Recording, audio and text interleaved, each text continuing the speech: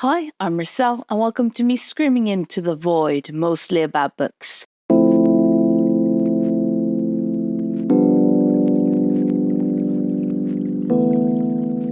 I am doing Criminology's Read What You Own challenge, where my husband has picked out 100 books, wrapped them up, and then I'm reading them one at a time. And now I have just finished Kim Stanley Robinson's Galileo's Dream. And this book is about a form of fictional retelling, though there are a lot of the facts present of Galileo Galilei's life, and parallel to the story of what happened to Galileo Galilei, there is also an aspect that Galileo Galilei, when he invents the telescope and he looks up into the sky, he is transported to the moons of Jupiter, where there lives an entire different civilization, because we are now in the future. And they both honor him as sort of one of the main sort of scientists of all times, but also needs him to help them solve an issue under the sea. I'm going to do. I enjoyed the book, but there is one sort of main thing that annoyed me with the book, and I'm going to stop with that because then I can just talk about all the good stuff afterwards. I actually had to check in the fact that Copernicus came before Galileo Galilei, because the book doesn't make a good case for why this should be Galileo and not Copernicus. Everything that is presented in the book sort of talks about how this should have been Copernicus, how it was Copernicus that was one of the first modern conflicts between a scientist and the Catholic Church. Copernicus is the first that sort of had to deal with that in modern times. So he's sort of the main guy. And when Galileo is sort of has issues with the Catholic Church, it is because he is building on the ideas of Copernicus. So there is a problem with the book not making a good argument for why the book chose Galileo and not Copernicus. I did talk to my husband about this, and he told me some things both about Kim Stanley Robinson. He has read many more of his books than I have. I have just read the Marsh trilogy in addition to this one. And one of the things he talks about is, of course, that what Galileo Galilei is so famous for, what he did first, even before Copernicus, is the details of a scientific method. Copernicus just here are facts, while Galileo Galilei is was one of the first to really detail method and the use of scientific methods in his writing. And Kim Stanley Robinson, according to my husband and the books he has read, is someone who is in love with science. I could not have told by the book. I'm only joking, and this is one of the things we're wondering on. So there is, in a sense, an argument you can have made from this book standpoint of why Galileo. The problem is the book doesn't, in my reading of it, really make that argument. My husband made that argument.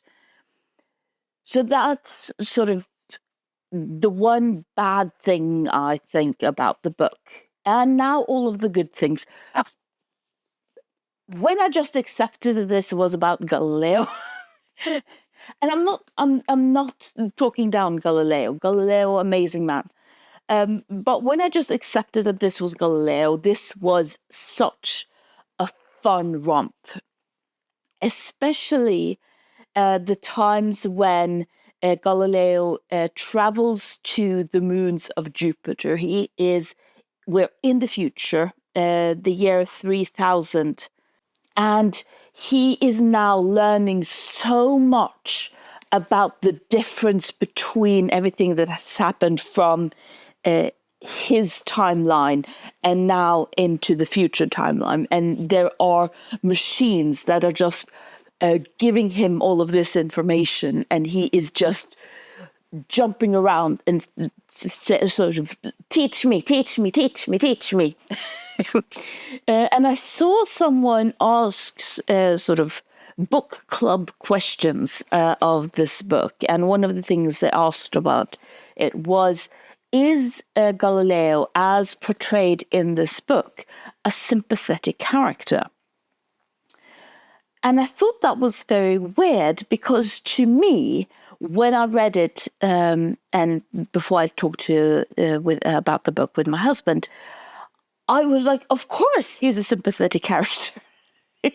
And then I talked to my husband, and he said, well, not everyone will agree that he is a sympathetic character, because number one, he is a know-it-all. He is bad at the politics. He is, and of course, there is also the fact that Galileo fixes all of the problems he meets, in one sense. So there is sort of a sort of almost superhuman aspect to him, and you do also get that when he gets to the moons, there is a lot of, "You're the best, Galileo! Oh, you're amazing!" like a fan club. So I realized that the reason why I enjoyed Galileo so much was probably because I could see myself in him more than him just being an objective good person. I absolutely want a machine that can just give me all of the information the last just 10 years. Just give me all of the information straight into my brain. And the way it was like a kid in a candy store. So I understand that some people might be a bit annoyed with him, especially if you don't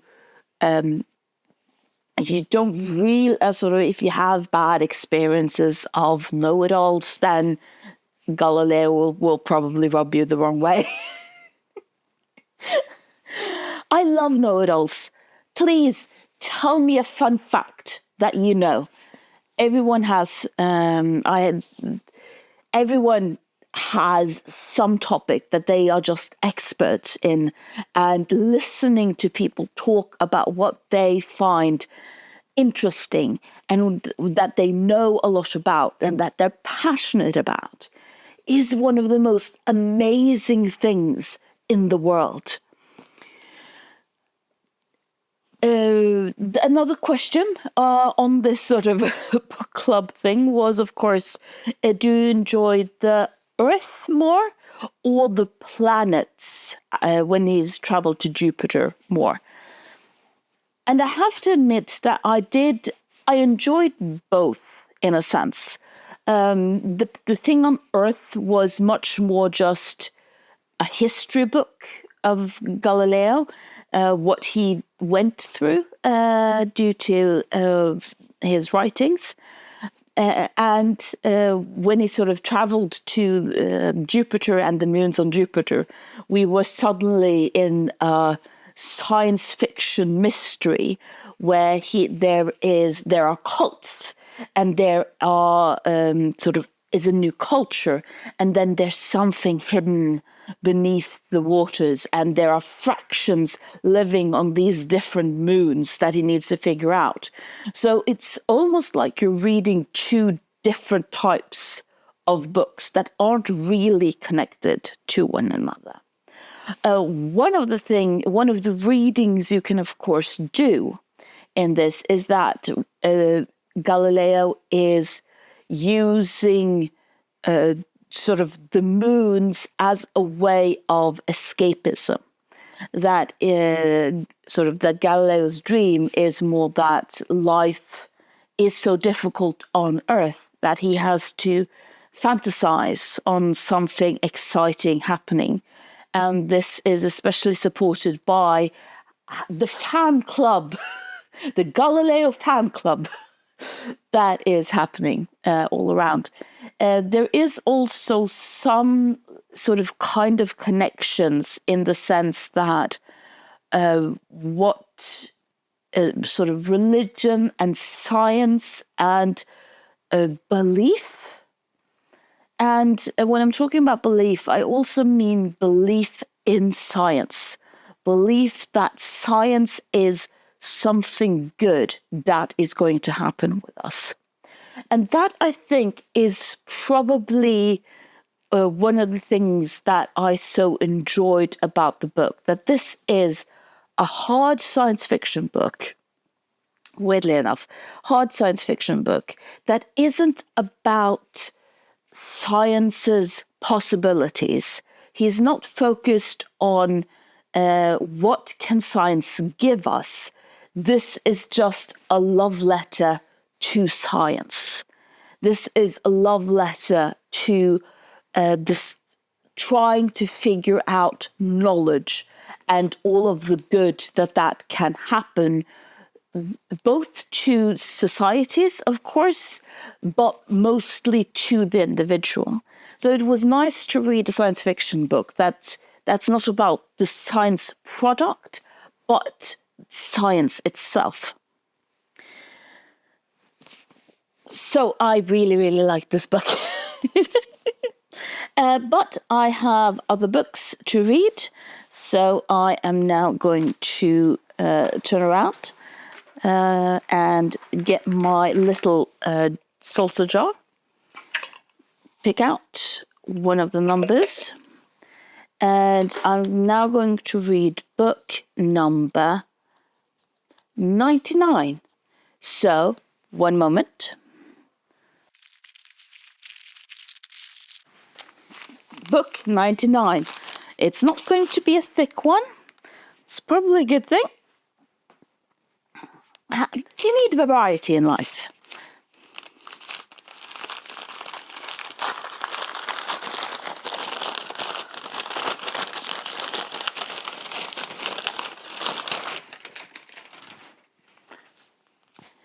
George Orwell's Notes on Nationalism. Penguin Modern. I enjoy George Orwell, still keeping us in the science fiction world, though this is his essay writings, so it's not a science fiction book. Biting and timeless reflections on patriotism, prejudice, and power from the man who wrote about his nation better than anyone. Written by the author of the book that was banned both in the Soviet Union for being anti-communism and in the US for being anti-capitalism. It's almost like he wasn't talking about either. So subscribe if you want my thoughts on this book, and thank you for listening to me screaming into the void.